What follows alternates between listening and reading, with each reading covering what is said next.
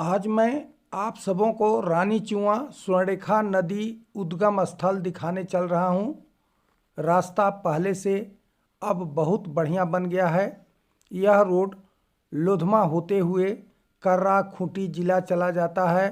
स्वर्णरेखा नदी का उद्गम स्थल यानी रानी चुआ नगरी से 1 किलोमीटर एवं रांची से 16-17 किलोमीटर की दूरी पर अवस्थित है। रानी चुआ का जल धार्मिक मान्यताओं के अनुसार पवित्र माना जाता है।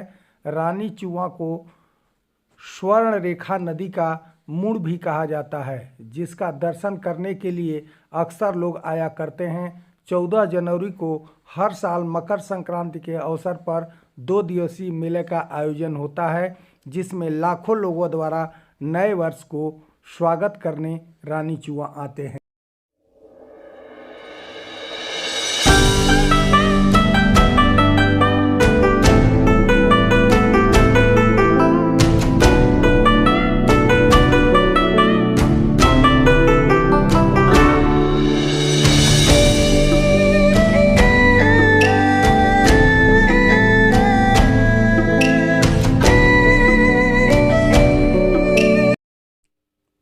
भौगोलिक दृष्टि से नगरी का महत्व बहुत ज़्यादा हो जाता है, कारण कि यहाँ से झारखंड की मुख्य 3 नदियाँ निकलती हैं, यानी 3 नदियों का उद्गम स्थल है, जो इस प्रकार है। स्वर्णरेखा नदी, कोयल नदी, कारो नदी, ये तीनों नदियाँ आगे चलकर विकराल रूप धारण कर।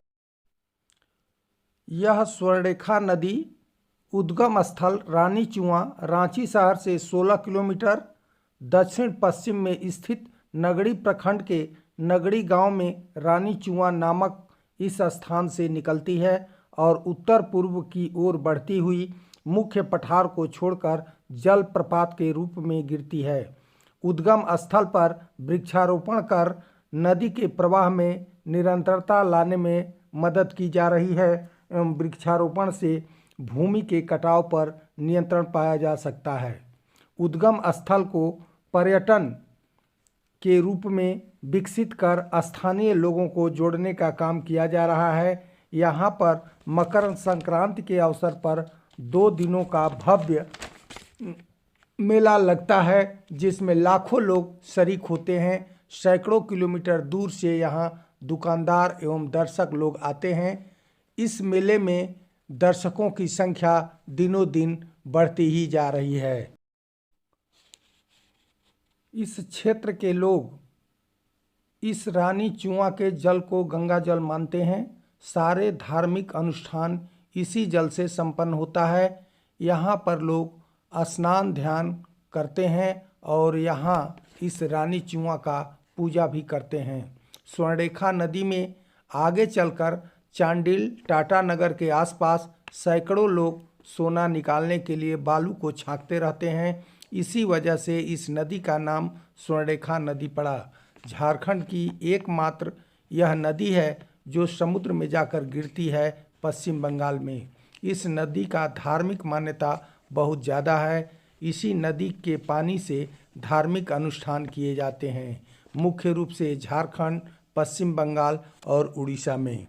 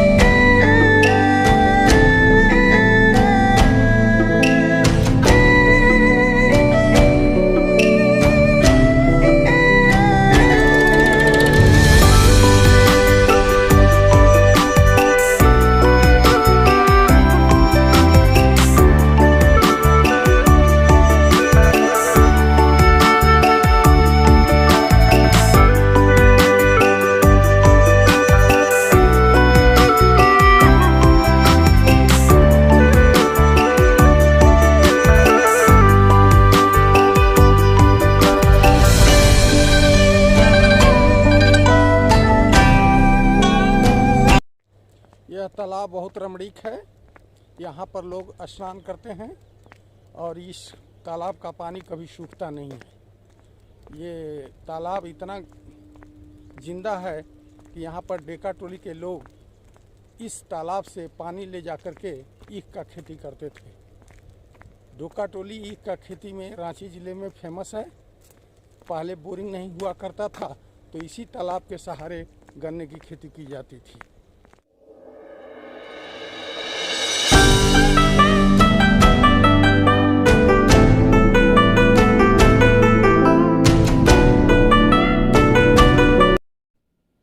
अब लोकल लोगों से इस रानी चुआ के बारे में जानने का प्रयास करते हैं कि ये लोग इसके बारे में क्या जानकारी दे रहे हैं।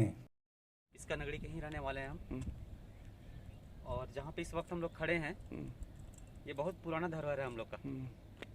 कहावत ऐसा कहा जाता है कि जब महाभारत के युद्ध में भीष्म पितामह को प्यास लगा था तो अर्जुन जी जिस जगह पे बाण चलाए थे ना, वही जगह ये है। यहीं से उनका जल का जो उद्गम हुआ था और उनका मुख तक गया था, यही स्थल है वो। और ये बहुत ही पौराणिक और ऐतिहासिक स्थल है। हम लोग के ग्रंथ से भी यह स्थल जुड़ा हुआ है। और यहाँ पर आने वाले 14 जनवरी को भी भव्य मेला का आयोजन होता है, जिसको हम लोग स्वर्णरेखा मेला बोलते हैं। मकर संक्रांति के दिन लगता है वो। तो इसका महत्व, बहुत सारा महत्व है इसका। हम तो बहुत शॉर्ट में इसको बताए हैं, लेकिन धीरे धीरे जब आप यहाँ पे आना जाना शुरू करेंगे तो इसके बारे में और ज़्यादा जानकारी मिलेगा। चलिए, धन्यवाद। आप अपना नाम बताइएगा और कुछ बताइए। अखिलेश कुमार केसरी। कुछ अलग बताइए इनसे। मैं अखिलेश कुमार केसरी और पिस्का नगरी का रहने वाला हूँ। हम लोग इस जगह को स्वर्णरेखा नदी के उद्गम स्थल के विषय में जो है बताने जा रहे हैं। हम लोग इस जगह को स्वर्णरेखा नदी का उद्गम स्थल मानते हैं। और महाभारत काल में जब पांडव को अज्ञातवास जब हुआ था तो वो भ्रमण करते हुए इस रास्ते से जा रहे थे। और उसी बीच में जब द्रौपदी को प्यास लगा तो अर्जुन जो है सो अपना बाण से इस कूप का निर्माण किए थे। और उस समय से जो है सो आज तक निरंतर इसमें पानी जो है सो बह रहा है, कभी कमी नहीं होता है। और विशेषकर हम लोग का तो धार्मिक और पौराणिक मान्यता से जुड़ा हुआ यह स्थल। इस स्थल में मकर संक्रांति के दिन 2 दिन का मेला लगता है, 13 और 14 जनवरी को। और दूर दूर से इस मेला में लोग आते हैं। काफ़ी पुराना जगह है। नगरी का इतिहास रहा है, धार्मिक इतिहास रहा है। अच्छा, स्वर्णरेखा नदी का सुनते हैं उद्गम स्थल ये है, तो यहाँ से कौन कौन नदी निकलती हैं? स्वर्णरेखा नदी का उद्गम स्थल ये है और इसी क्षेत्र से कोयल और कारो का भी जो है उद्गम है। यहीं से। अच्छा, ये अलग जगह। ये सुनते हैं कि इस नदी में आगे जाकर के सोना मिलता है, इसकी क्या सच्चाई है? इस नदी में यहाँ से 1 किलोमीटर आगे जब जाइएगा तो यहाँ से सामने ही है स्वर्णरेखा नदी का थोड़ा विस्तार हुआ है। वहाँ पे अंग्रेज पीरियड में जो अंग्रेज यहाँ रहते थे तो वहाँ सोना निकालते थे। जो कीचड़ जो कादो होता है वहाँ पे ना नदी में, उसको छन्ना सूप वगैरह में लेके छानते थे और वहाँ से सोना निकलता था।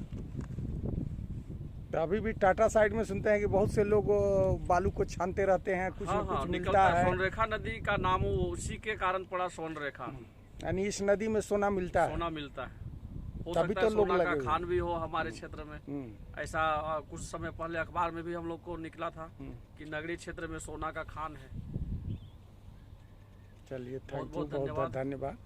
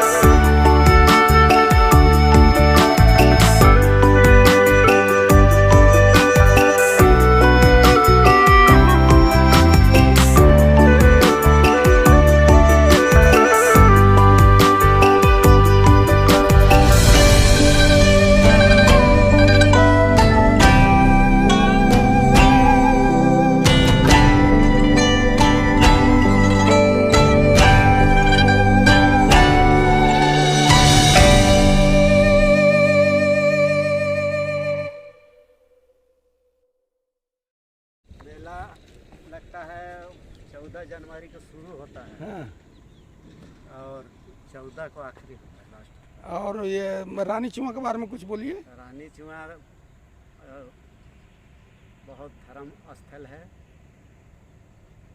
पूर्वज सब बता रहे थे कि यहाँ पांडव सब आके वास किए थे वनवास के समय, है ना। उसी समय द्रौपदी को प्यास लगा था और अर्जुन ने वहाँ बाण मार के पानी निकाला गया था उसमें द्रौपदी अपने सोना का अंगूठी गाड़ दी थी। अंग्रेज समय जब आया तो अंग्रेज सब उसमें अंगूठी निकाल के छोटा सा कुआं बना दिया था। अपना नाम क्या पड़ेगा? मेरा नाम कलिंदर महतो, डोकाटोली। हाँ, साहिर डोकाटोली। साहिर डोकाटोली। तो यहाँ पर आसपास खेती करते हैं? जी हाँ। तो यहाँ का मुख्य फसल क्या है? अभी तो गोभी चल रहा है, आलू लगा हुआ है। इस स्वर्णरेखा नदी में सोना भी निकलता है? निकलता है, सुनने में तो आया है, हम तो नहीं देखे हैं लेकिन जो लोग बताते हैं। यहाँ मेला में कितने दूर दूर से लोग आते हैं? बहुत दूर से आते हैं लोग। और ये मंदिर के बारे में क्या इसका कुछ जानकारी है? मंदिर के बारे में यहाँ डेली पूजा पाठ होता है, नगरी से लोग आते हैं पूजा। कौन लोग पूजा करता है? यहाँ साहु सब है। ये जमीन जो है सो अति का नाम पर है, अरविंद भगत के नाम पर। अभी अरविंद भगत है ना, जी हाँ, वही मेला को चलाते हैं। सबका मिली जुली से लगता है मेला। अच्छा अच्छा, चलिए ठीक है।